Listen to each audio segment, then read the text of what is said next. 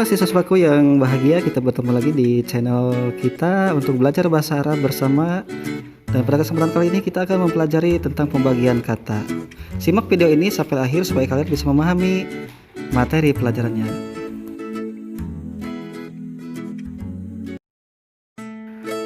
Adik-adikku sekalian, pada kesempatan kali ini kita akan membahas tentang taksimul kalimah, pembagian kata dalam bahasa Arab. Bisa kalian buka juga di LKS halaman 13 dan 14. Mari kita awali pembelajaran kita dengan membaca basmalah bersama.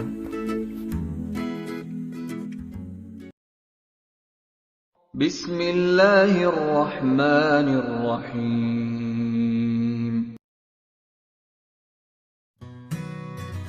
Kata dalam bahasa Arab disebut kalimat. Kalau dalam bahasa Indonesia kata, kalau dalam bahasa Arab adalah kalimat. Kalau dalam bahasa Inggris word. Kalimat atau kata dalam bahasa Arab terbagi tiga. Yang pertama al-ismu, isim, al-fi'lu, fi'il, al-harfu, huruf. Apa itu isim, fi'il, dan huruf? Kita akan bahas selanjutnya. Isim secara sederhana bisa diartikan kata benda atau dalam bahasa Inggris noun. Contohnya nama orang Ahmad, Hasan, Laila, Fatimah. Atau bisa juga kata-kata benda, bisa kursiun, kursi, madrasah, sekolah, tolibun, siswa. Jadi setiap kata benda itu bisa dikategorikan sebagai isim. Kalau dalam bahasa Inggris noun. Yang kedua al-fi'lu atau fi'il. Secara sederhana bisa diartikan sebagai kata kerja atau dalam bahasa Inggris verb. Contohnya dalam bahasa Arab yadrusu, belajar, yadhabu, pergi, yaqra'u, membaca. Pokoknya setiap kata kerja dalam bahasa Arab disebutnya al-fi'lu. Kata kerja dalam bahasa Arab ada beberapa macam. Cuman pada kesempatan kali ini kita tidak akan membahas terlebih dahulu macam-macam fi'il atau kata kerja. Yang ketiga al-harfu atau huruf. Bisa diartikan sebagai kata yang tidak bisa dimengerti tanpa ada kata lain. Contohnya fi, di. Kata di tidak bisa dimengerti kalau berdiri sendiri, tetapi kalau disatukan dalam sebuah kalimat, contoh saya tidur di kamar. Contoh kedua ila, ke tidak bisa dimengerti kalau tidak disatukan dengan kata lain dalam sebuah kalimat. Contoh Ahmad pergi ke sekolah, baru bisa dimengerti, tapi kalau ke berdiri sendiri tidak bisa dimengerti. Yang ketiga contoh min, dari juga sama tidak bisa dimengerti kalau hanya satu kata dari, tapi kalau digabungkan dengan kata lain, contoh saya kemarin dari Bandung, baru bisa dimengerti. Adik-adikku sekalian, selanjutnya kita akan membahas tentang pembagian isim atau macam-macam isim. Isim terbagi dua, yang pertama isim ma'rifat, yang kedua isim nakiroh.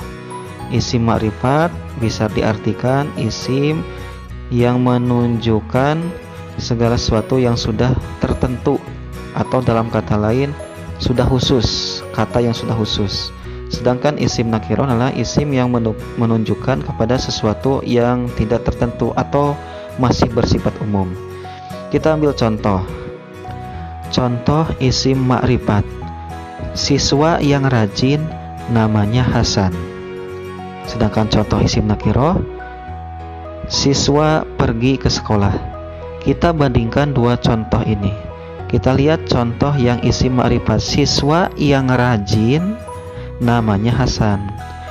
Ini sudah tertentu, sudah khusus bahwa siswa yang rajin adalah Hasan. Sedangkan yang isim nakirah contohnya siswa pergi sekolah. Kata siswanya masih bersifat umum, bahwa semua siswa pergi ke sekolah, itu masih bersifat umum siswanya. Sedangkan yang tadi isim ma'rifat contohnya siswa yang rajin, itu sudah khusus, yaitu bahwa yang rajin adalah Hasan. Selanjutnya kita ke materi macam-macam isim ma'rifat. Bisa kalian buka juga di LKS halaman 14. Isim ma'rifat terbagi 6 macam. Yang pertama, isim yang menggunakan alif lam. Setiap kata benda atau isim yang menggunakan alif lam itu pasti adalah termasuk isim ma'rifat. Contohnya at-talib, al-kitab. Pokoknya yang memakai al atau alif lam itu isim ma'rifat. Yang kedua macam isim ma'rifat adalah isim domir. Apa itu isim domir? Isim domir adalah kata ganti kalau dalam bahasa Indonesia. Ada huwa kalau dalam bahasa Arab. Huwa artinya dia laki-laki, hiya dia perempuan. Kemudian anta kamu laki-laki, anti kamu perempuan, ana saya, nahnu kita atau kami. Itu adalah isim domir. Setiap ada kata-kata itu termasuk isim ma'rifat. Yang ketiga isim isyarah atau dalam bahasa Indonesia kata tunjuk.